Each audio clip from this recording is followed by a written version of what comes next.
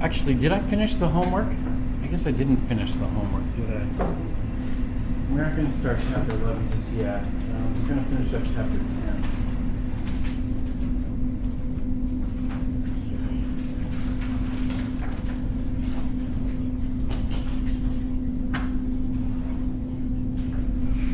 Just wanted to do an overview of the homework problems in chapter 10. Just one more page left to do. Let's take a look at the remaining problems.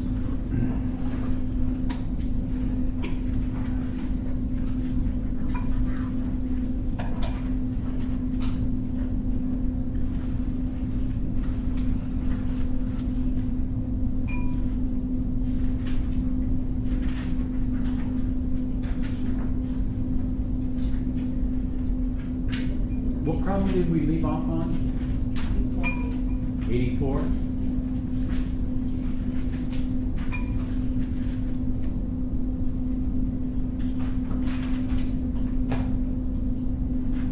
Okay, 84 is, let's see where we are. 84 is a limiting reagent problem here. So we're given quantities of the three. I wrote the equation on the board, correct? And so this one we just use the smaller amount method. That's 84.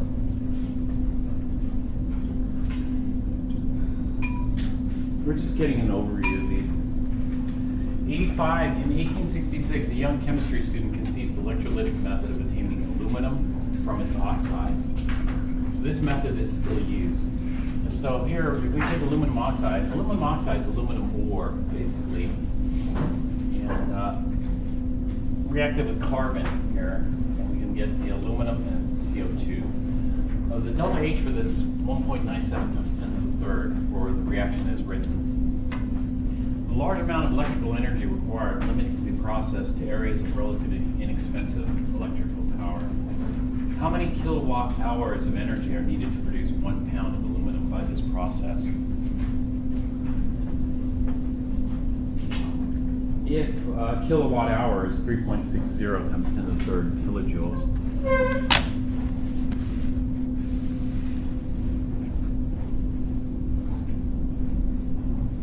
And so in this particular problem, we can go from energy, actually, all right, we're going to go from pounds of aluminum here. Actually, this is the way we'll do it. And so we have 1 pound of aluminum, solid. And so what we're going to do is we're going to go from pounds of aluminum to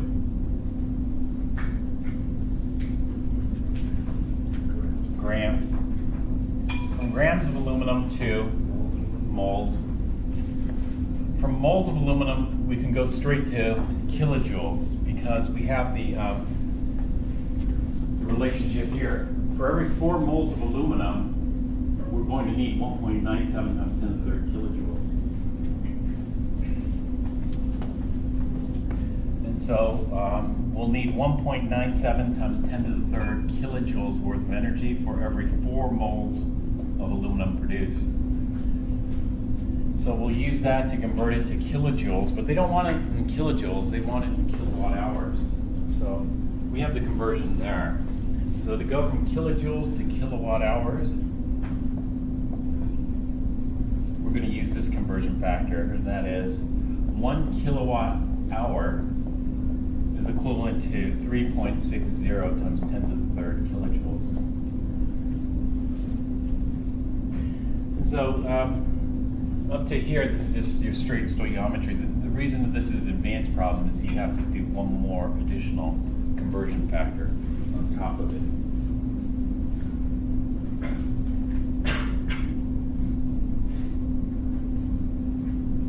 So here's the, we go from grams of aluminum to moles of aluminum, 26.98 grams per mole. The moles of aluminum to kilojoules, 1.97 times 10 to the third kilojoules consumed for every 4 moles of aluminum produced. And then kilojoules to kilowatt hours. So we have 2.30 kilowatt hours.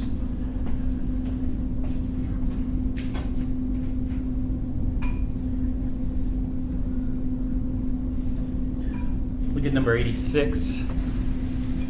Number 86, nitroglycerin is the explosive ingredient in industrial dynamite. Much of its destructive force comes from the sudden creation of large volumes of gaseous products. A great deal of energy is transferred too. And so what happens is that if there's a sudden volume change, there's going to be a big volume change here because liquid nitroglycerin doesn't take up much volume. But these gases form 12 moles of CO2, 10 moles of water, 6 moles of nitrogen, 1 mole of O2. Liquid nitroglycerin doesn't occupy nearly as much volume as the product. But the problem is, if this forms slowly, then no problem, there's not going to be an explosion. But if this forms rapidly with lots of energy, then there's going to be a detonation or an explosion. There's a lot of energy produced here, 6.17 times 10 to the third kilojoules released. Okay, calculate the weight in pounds of nitroglycerin that must be used in a blasting operation that requires 5.88 times 10 to the 4 kilojoules of energy.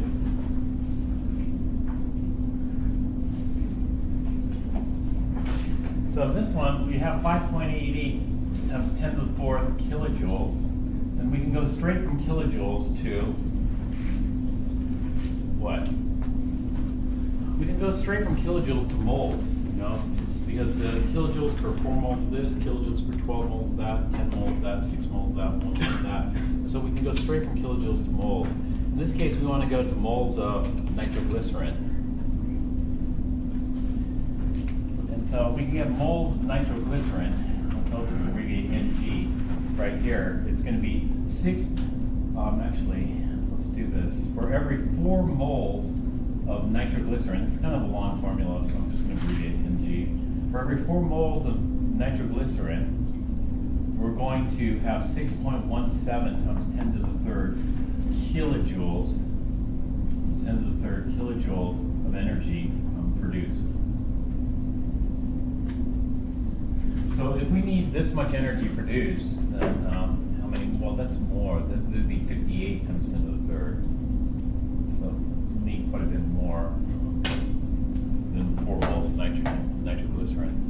And then from moles of nitroglycerin, they want pounds. We'll go to grams, and then from grams we'll go to pounds. So that would be it there. Is that enough there, or you want me to set it up? Okay.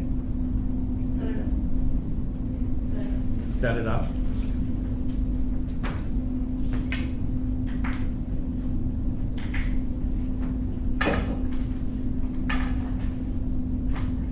Well,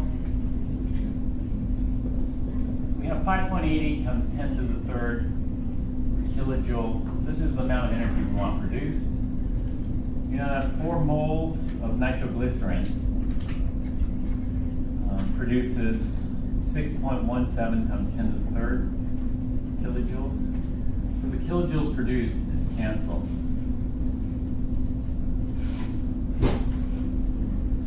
And then we need the molar mass of nitroglycerin. Nitroglycerin is a carbon, hydrogen, oxygen, nitrogen containing compound. So these I can do pretty quick. 3 times 12 is 3603. 5 hydrogens, 505. 3 nitrogens. 3 nitrogens is 3 times 14. So 3 times 10 is 30. 3 times 4 is 12. So 4203. How many oxygens do we have?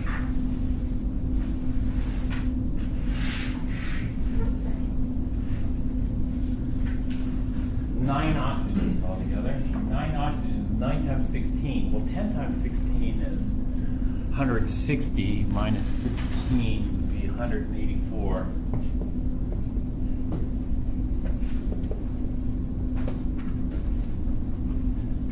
So it's 6, 11. And then what do we have? 11, 13, 17.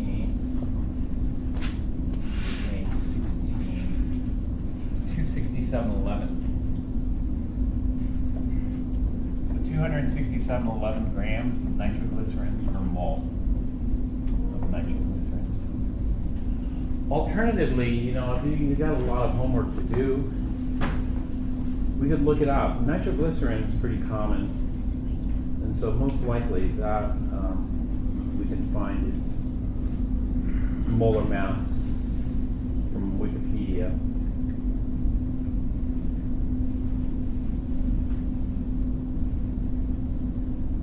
Right there. Molar mass from Wikipedia is 227.085 grams per mole. What did I get? I got 267, not 227, so it looks like I must have made a mistake. So let me see where my mistake was.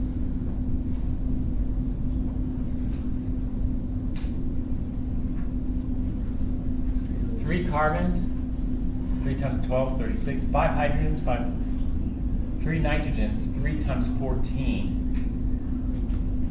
3 times 14 would be about 45 minus 3 is 42, that's right. 9 oxygens, I must have screwed up that. 9 times 16. Yeah, 10 times 16 is 100.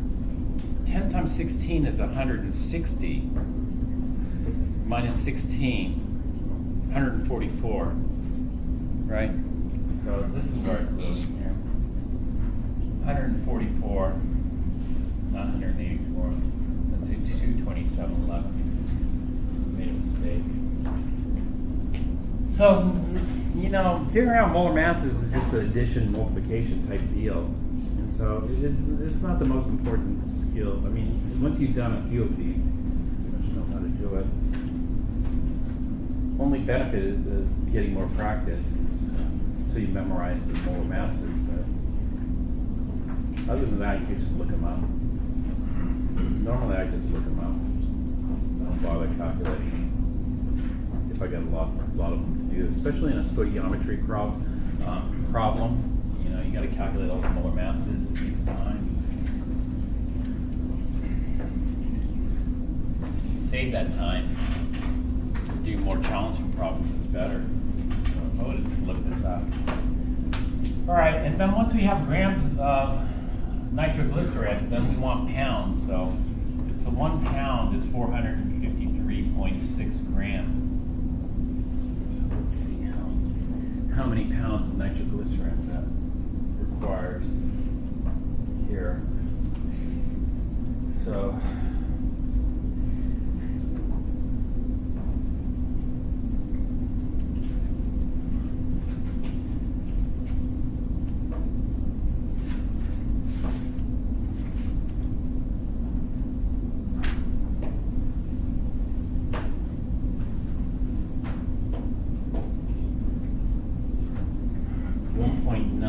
I get 1.9. I'm allowed 3 sig figs, so we'll go 1.908. Actually, that's it. Pound of nitroglycerin. 1.91 pounds of nitroglycerin.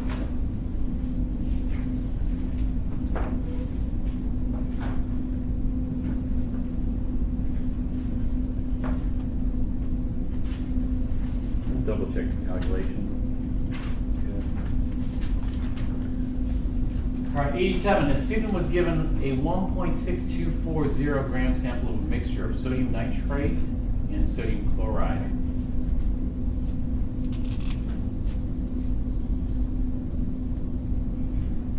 So we have sodium nitrate. What's the formula for sodium nitrate? NaNO3 and sodium chloride? NaCl.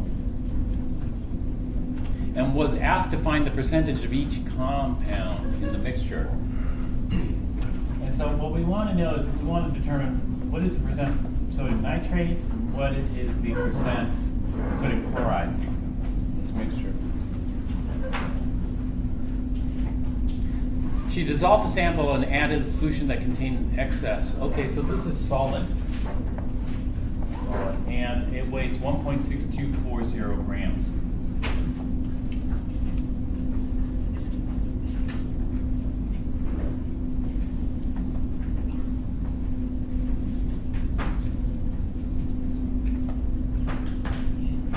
So we dissolve the sample in water. So all sodium salts are soluble. And then so all we're going to do is we're going to change it from solid to aqueous. So we're going to get sodium nitrate, AQ, and sodium chloride, AQ.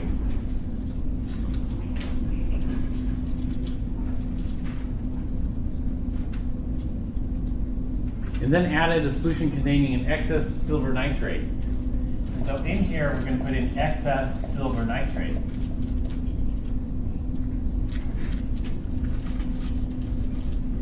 Will the sodium nitrate react with the silver nitrate?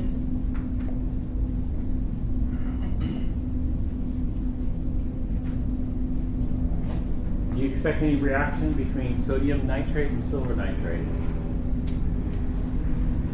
No. No metathesis. How about acid base? Nitrate is a pretty poor base. So poor we don't really consider it basic. So water's it. Water would be a better acid and water would be a better base, but water's just water, so no reaction here. Redox, silver ions are a pretty good oxidizer. Nitrate ions are a pretty good oxidizer, but there's no reducer except for water. And silver ions aren't going to oxidize water nor nitrate. And those are the aqueous solutions. How about with sodium chloride? Does silver nitrate react with sodium chloride? Yeah. We're going to form sodium nitrate and silver chloride. Well, silver chloride is a precipitate. So get that.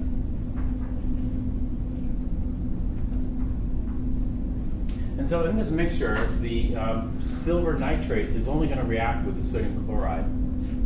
Or the chloride. Actually, the net ionic equation for this is the chloride ions, like the silver ions, precipitate silver chloride. Everything else is a spectator.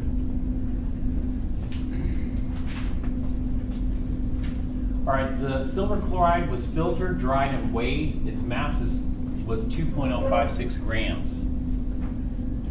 And so from this, they ended up with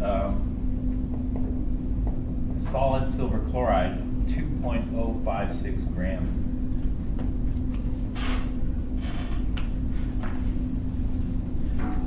What was the percentage of each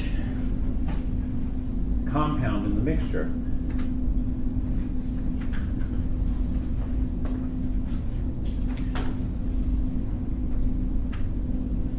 All right, so to figure out the percent sodium chloride, we're going to need the grams of sodium chloride over the total times 100%. The total mass of the mixture. The total mass of the mixture was given.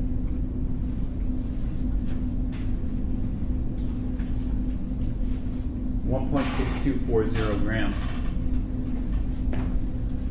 1.6240 grams of mixture. But we got to find out what the grams of sodium chloride is. The grams of sodium chloride we're going to get from stoichiometry.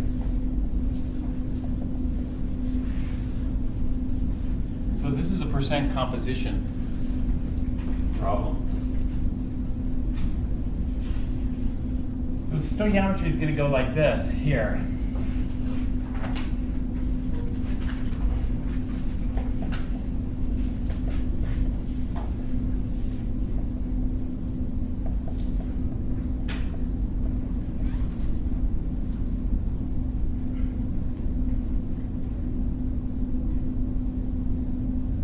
.056 grams silver chloride. So then where do we go? Grams of silver chloride to moles. The moles of silver chloride to moles of what? moles of silver chloride to moles of sodium chloride, and then moles of sodium chloride to grams of sodium chloride. So once we have grams of sodium chloride here, then we'll just plug it back into this equation over here and calculate the answer.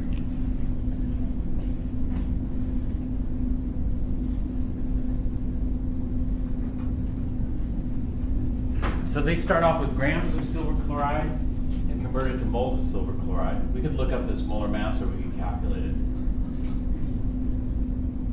And then from moles of silver chloride to moles of sodium chloride, there's a mistake here. Do you see the mistake?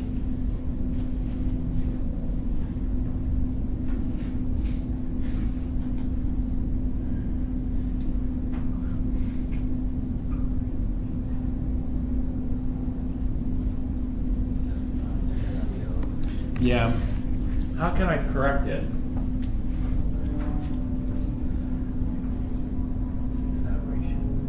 I need to fix this ratio. How can I fix it? Which one do I need to change? The bottom. I need to make this 1 mole of AgCl. For every mole of AgCl, we have 1 mole of NaCl. It's a 1-to-1 mole ratio. So this should be AgCl, not NaCl. Then the moles cancel out. That gives us moles of sodium chloride. From moles of sodium chloride, we go to grams of sodium chloride using the molar mass of sodium chloride, case 44.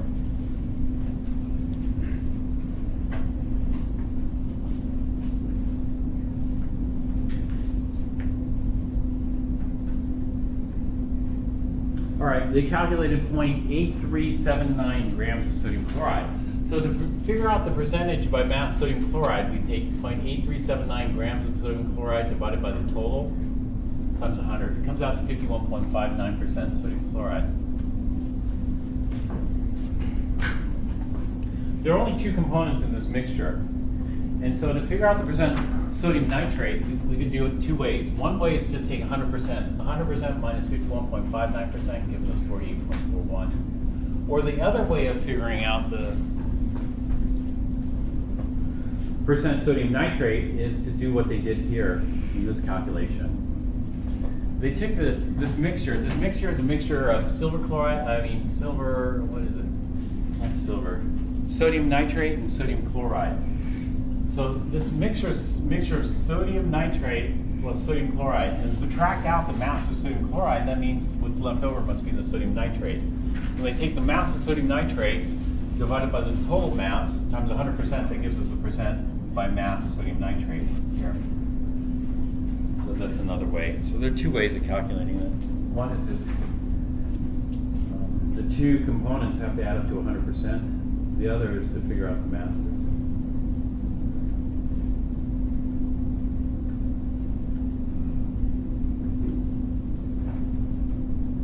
Let's go on to number 8.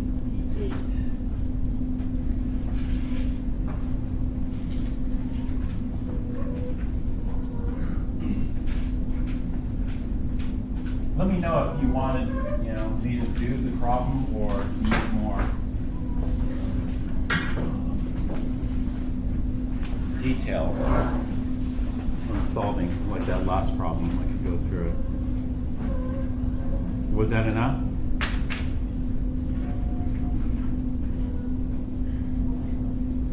Number 88, a researcher dissolved 1.382 grams of impure copper in nitric acid. All right, so we have impure copper. Impure copper is going to be copper, solid, plus other stuff. The other stuff will be impurities. So we have copper plus other stuff. This is going to be 1.382 grams of impure copper.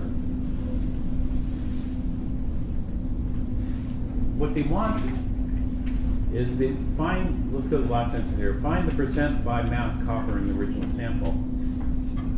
And so in this sample, how much of this is copper, how much of this is other stuff? And so we can determine the percent copper by mass.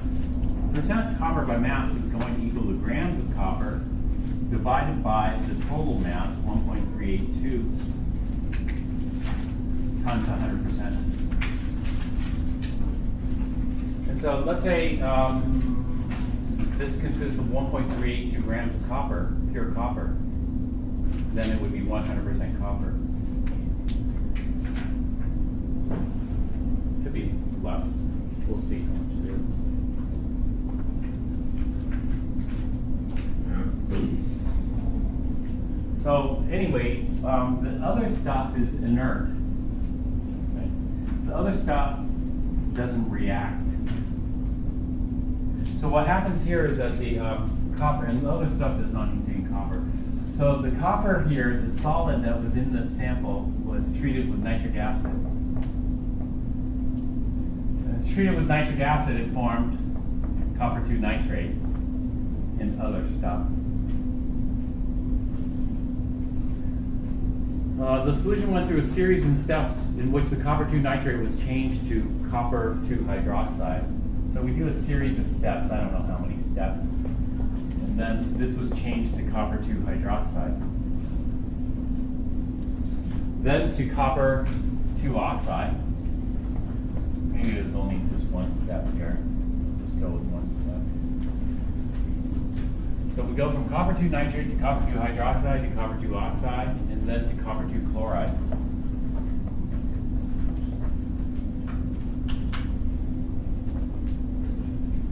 We have to make an assumption here. We assume each of these transformations is 100%. And so we're going to assume a 100% yield. And we're going to assume that there's no loss. There's no side reaction with copper. And no loss of copper.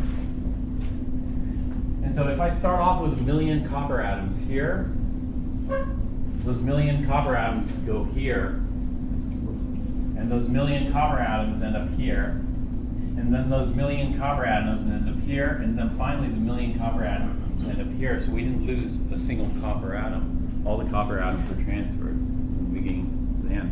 But rather than saying 1 million copper atoms, let's say I had half a gram. If I had a half a gram of copper here, then I'm going to have a half a gram of copper here, half a gram of copper here, half a gram, half a gram.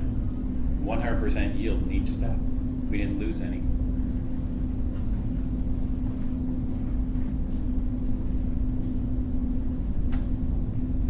Oh, there's one more step. Okay, this was treated with an excess of soluble phosphate, precipitating all the copper in the original sample as pure copper 2 phosphate. That's copper 2 phosphate there. And so that half gram ends up here. So basically, in order to figure out how much copper I had at the beginning, I just need to figure out how much copper I had at the end. So if I have a half gram of copper at the end, then all that copper came from there, and I'm assuming I didn't lose any. Therefore, that's how much must have been there to begin with.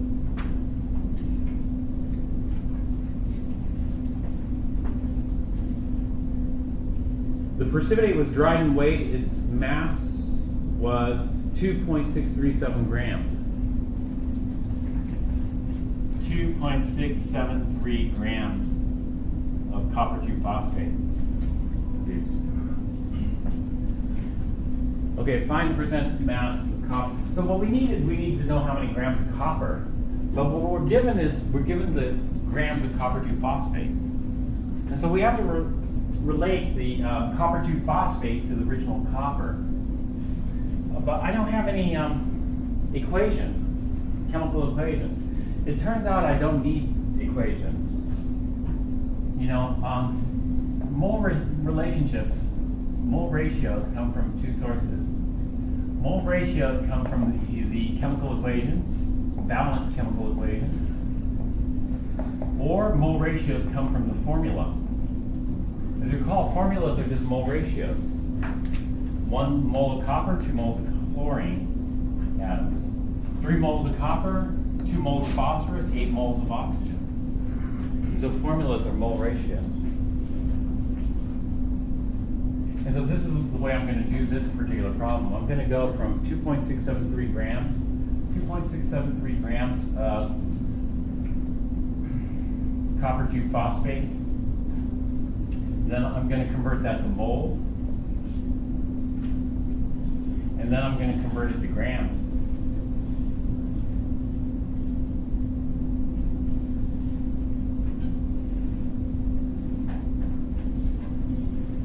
Okay. This is going to be grams of copper 2 phosphate. And then I'm going to go from grams of copper 2 phosphate to grams of copper. The way I'm going to do this is I'm going to do this by the percent by mass composition.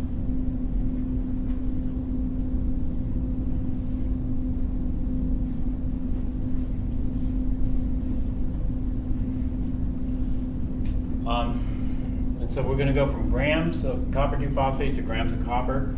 The way I can determine the percent by mass composition is just by looking at the individual masses. 3 coppers, that's 3 times, what's the molar mass of copper?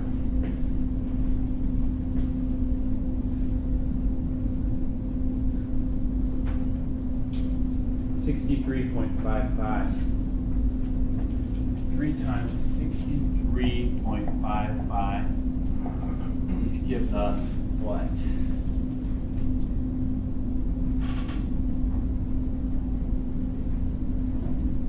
Times 63.55, 190.65. Two phosphorus would be 2 times 30.97.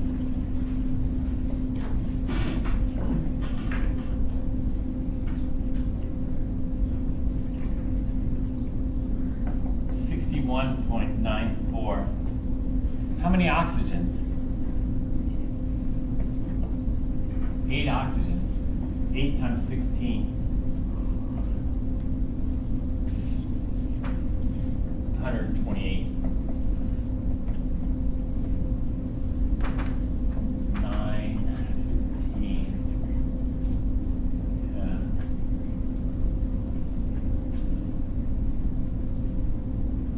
Oops, did I screw that up? Can't keep it in line. Maybe I'm just going to punch it out so I don't make another mistake. 190.65 plus 6194 plus 128. 380.59.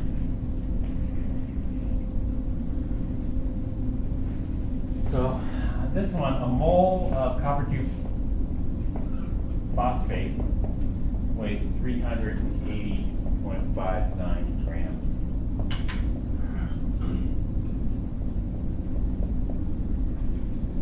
And so what is the percent copper by mass? Well, the percent copper in copper 2 phosphate, which is Cu3PO4 is equal to the grams of copper over the total grams. The total grams is going to be 380.59 grams times 100%. Now the grams of copper, well, how many grams of copper do I have in here? 190. So out of this 380, about half of it is copper. So it's 190.65. So it's about 50%. So 190.65 divided by 380.59 is equal to 50.0. I'm allowed 4 sig figs, so I'm going to go 50.093%. And so the conversion factor I'd use here is that I'm going to have 50.093 grams out of 100 grams. And so this is going to be 50.093 grams of what? Out of 100 grams. Yeah, this is going to be just copper over 100 grams of copper, Cu3PO42, copper 2 phosphate.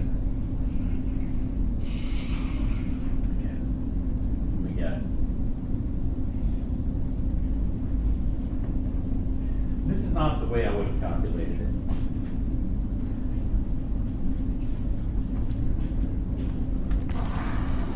let me show you the way I would have calculated it here. It'd be, the way I would have calculated, I wouldn't have determined the percent by mass composition here for the copper. I would have done it like this. I would have went 2.673 grams of Cu3PO42.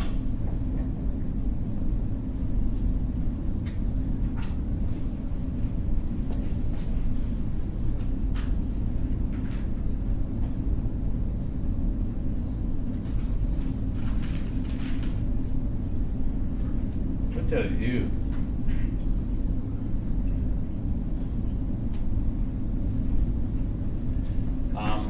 Sorry, eliminate these. We don't need this here either. We could just go from grams of copper to phosphate to grams of copper using the percent by mass composition, because grams cancel out grams, gives us the grams of copper. That's pretty efficient. The way I would have done it, and this is why I'm in the habit, is I would have went grams to moles. And so I would have went the mole of Cu3PO42 weighs 380.59 grams. Cu3PO42. So the grams cancel out the grams. That leaves us with moles. And then I would have done this. I would have used the mole ratio from the formula. 3 moles of copper for every 1 mole of Cu3PO42. So this is the mole ratio from the formula.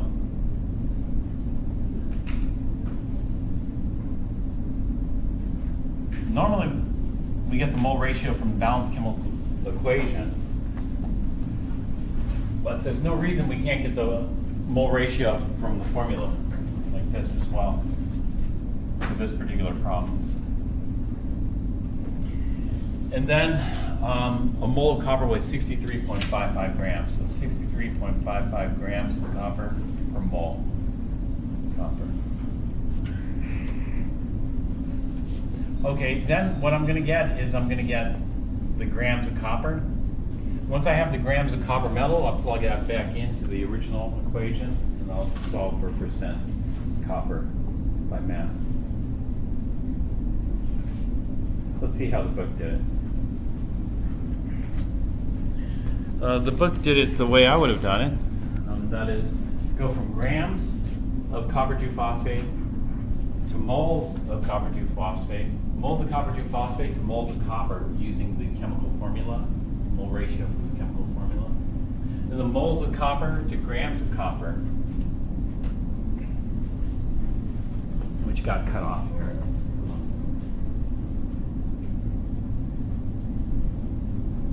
Moles of copper to grams of copper, and that gives us 1.321 grams of copper. And then plug that back into the original equation. 1.321 grams of copper divided by the grams total. 1.382 times 100%, that gives us 95.59% for 6 bigs.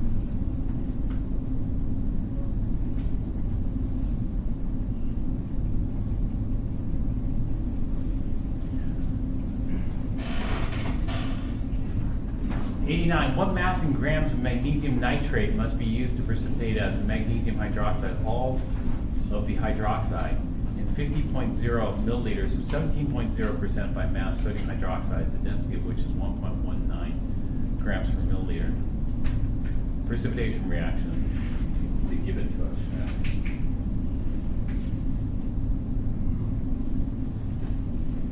You want to try this one?